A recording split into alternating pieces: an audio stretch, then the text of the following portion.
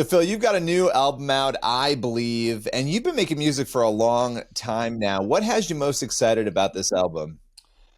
Me and the same stuff that always gets me excited, which a few months after I release an album, I'm always scared that I won't get excited about the next one. I'm like, is this the last one? I'll feel this way. But every time I release a record, I just trying to be faithful to the calling to write songs, some songs for the church to sing, some new prayers, write songs that light my heart up, just ancient truths, new ways to sing ancient truths about who God is and who we are in Him. And for some reason, God keeps giving me little seeds of songs that I work on that seem to light my heart up over and over again. And so I'm just really doing the same thing I was doing when I was 15, which is just trying to write songs that people can sing together in a church environment, and also songs that would expose people to the Jesus that I know, and maybe it's a fresh Jesus from ones that people have seen through the lens of a church that hurt them, or maybe they really haven't thought of God at all. But I hope that my songs would light people's heart up for the Jesus that I have come to know through the scriptures and through life. Yeah, no, I love that. One of the things that I really love about people like you, there's I look at music, Christian music, in two different ways, right? You've got Christian music that's on radio, and you make music that is there as well. But then you have worship music, and that's music that people are singing in churches all around the world. And that's a really unique form of performance because it's connecting people to God in a very different way. Not that regular Christian music isn't doing that, but there's a different element to that. What is it like to know that your songs, that the music you're making, is music that actually is connecting people very literally during praise and worship to God? What the question was, what does it feel like? That what you said? Yeah. It feels like a huge honor.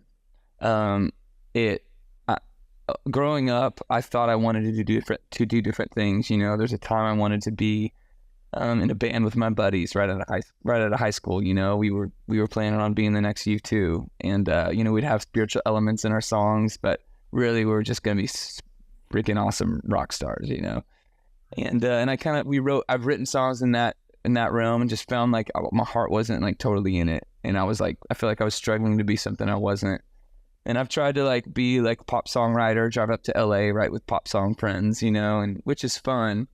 But I found, in my late 20s, early 30s, I'm 39 now, that as songs were connecting in the church, and not just the American church, but we getting these emails from people like, hey, we translated your song into Portuguese, or singing in the Brazilian church, or in Mandarin, and in these Chinese house churches, and just want to say thank you for these songs. And they'd send a video or something too, 12 people in a front room of a house singing these songs, and my heart just lights up. It's what God has put in me to want to do, and not because I'm like some extra holy guy or doing the best spiritual thing. It's just like what God has put in me. I've found as I've grown up, like, wow, I love writing songs that give just a new, fresh melody, or a slightly fresh perspective, or not even fresh, just like for some reason feels God breathed, and like something people want to sing to the church. And it's awesome to be able to tour, and the more recognition on my own artist side, the more people come out to the night, so it just feels more explosive and beautiful. But I really think I don't care that people in China or Brazil or in some Baptist church in America, I could care less that people associate the song with me. The older I get, I just like, it makes my heart explode with thankfulness and such a heightened awareness of God's grace in my life, because I'm such a freaking sinner. And I can't believe can't believe he gives me the opportunity to say yes to him, to write songs for the church. What a joy and what a privilege and honor. And I consider it a huge responsibility that right now it seems like there's a wider gate than usual for worship leaders to look to my song to see, hey, should I play one of these songs in our church? And I just see that whatever trust is there and whatever rapport has been built with worship leaders in churches is like something I think is so sacred and so beautiful, and the joy of my life as a songwriter. Yeah, I mean, I can't imagine. You mentioned the responsibility, the joy, but that responsibility is big. I mean, what for you, like, what's your process? What goes into making a song? That song's going to end up inspiring people, whether it's in the front of a house, like you mentioned, with in another country, whether it's at a church here in America. What sort of steps do you go through to make sure the message is what God and what you would want it to be? I the older, again, the more I've done it, the more I just kind of rely on. Uh, there's this thing a friend of mine says, who writes worship songs, but other songs too. And he has this phrase. He says, "Write for your phone first," which is very not a spiritual thought. But what that means is, write the songs that you go back to that voice memo over and over again, and you're on a run or you're in the car and you can't wait to listen to it again just because you're so excited about it, just because it lights your heart up. And I've found to trust that a lot. Trust, like, if there's a feeling of like I can't wait to sing this with my church, and getting my mind off, like, I think this is the formula that really hits in church, or I think this is the kind of thing radio would play, or I think, man, I've learned, and I used to say it, but when I'm in a song right, and people are like, man, radio's gonna love this, that's like such a turnoff to me now, because it feels like oh, you're trying to hit a target and not just trying to sing something that feels like it makes your heart just elevate into a place of heightened awareness of whatever the song's about spiritually, heightened sense of God's presence, heightened sense of thankfulness of what he's done, fresh little perspective, just even slightly fresh perspective on the cross and what it means for us. All those things is like, that's what I chase. Really what I'm chasing first is just that thing that makes me, all of a sudden I realize I've gotten to my feet and I've stopped playing guitar and I'm just like holding my guitar in the air, singing it in the writing room, And it's like, oh, like something in my spirit is agreeing with joy and fervor and passion. And that's step number one. And then it's like you get down to like the nitty gritty of like, okay, how does this become a song that serves the church? It serves me well and my like goal of what the season is. And then you blast, you punch, you kick the snot out of the song and yourself trying to get it right, and rewriting, and then going over every lyric. It's like, okay, this moment, the reason why I've spent an extra 17 hours around this song since that moment it was born, is everything living up to that moment of the song. And like, okay, if I'm honest, this verse isn't as good. If I'm honest, this bridge needs to be rewritten. And so I just pound that song into submission until I don't think I can, in my own skill, can't make it any better. And then if I still don't think it's as good as it should be, then I've got a short list of friends and I'm like, hey, do you think this should be different? Like, what do you think of this? What do you think of that? Get that input, rewrite it. And then I send it to there's my brother and my dad, and some people at the labels and my pastor. I kind of get there. Hey, is there anything in here where you'd kind of raise an eyebrow? Anything in here you think feels like tired that you think I should push harder for? So I've learned there's wisdom in the counsel of many, when they're trusted. But really all of that extra effort at the end is, the reason why you just keep pushing and keep shoveling in the dirt and keep trying to find the gold is because you remember that first moment of just maybe your eyes welled up with tears when a line was said and the melody was sung, or you jump for joy, like that's amazing, And so it's those little moments of inspiration that I call the anchor of the song, and then you chase that anchor until you feel like you can't do any better. I love that process, too, just what you were saying about sending it off to your pastor and your dad and others in your life to see, is this, am I hitting the right marks? Am I missing anything? Do I have it, wrong in any way? I think that's such a cool process. I have to ask you too, because one of the critiques, and everybody loves to be a critic nowadays, of worship music is that, it's gotten fluffy or it's not theological enough. Do you think some of those are well-founded critiques? How do you respond to that? It sounds like in your own music, you work diligent to make sure that you're not getting stuck in the fluff. Yeah, I don't know. It's probably merit. I think those critiques are have some merit once in a while. I don't. I guess I don't get. I don't. I feel like some people that give critiques, I often find like that's like what they like to do is give in my life. It's like that's just okay. You're just a critical person, and you just like to voice your opinion, and it kind of makes me tired. I just like I don't. It makes me feel like okay, well, see you next time. You know, like I'm just like, can we talk about something else other than why you don't like something? That's my. I guess I'm kind of a glass half full person.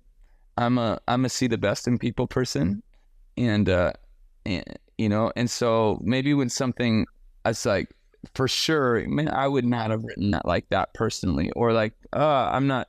There's definitely some songs that I've come across over the years or that have been sung in a church service, or I'm just like, I don't even really know what I'm singing right now exactly. Like I'm it's kind of ambiguous. I feel the spirit of it is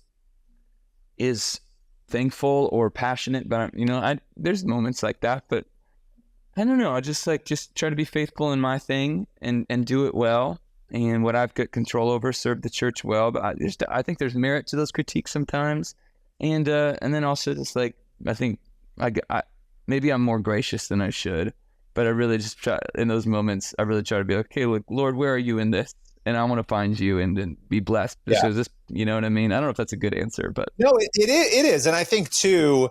You know, when there's a critique, this is my view, right? As Christians, when there's a critique, it should be to help people get to a better place, or to say like, hey, you know what, maybe next time we hit this out of the park in the right way. You know, sometimes that part is missing, you know, the intention of the critique, right? And so, right. You know, I think for you, I mean, you have made so many beautiful songs, you continue to, that inspire people. And so I love your heart and your posture on that. And so my final question for you, just on the current music, right? I believe when people are done listening to this album, when they go through the music, what do you want them thinking and feeling? Well, I felt a real strong calling moving into this album. That I don't, that's not a normal thing when I think usually it's like, man, this song's cool. Maybe I need a few more upbeats. It's a little bit more like, what does this album need? Let's try to write them. And then kind of themes kind of build. And almost after the fact, I'm like, oh, there's kind of a theme of heaven and hope, or there's kind of a theme of like faith, you know. It's almost like I dissect the album after it's done. Like, is there a theme here? And this one, I don't know if there's a theme as much as I just felt like I wanted to sing with the church. And also kind of going back to your first question, it's like there's this bigger responsibility than ever of like, oh, like I'm one of a short list, I guess, that has an open door to, through music, kind of steer the conversation the churches and the prayers the church are saying together, and the conversation we're having together, you know, with God and with each other, and then knowing just people. And so instead of looking at the huge church and trying to be like, okay, what does everybody need to sing? That's I can't do that. That's too overwhelming, and I don't know.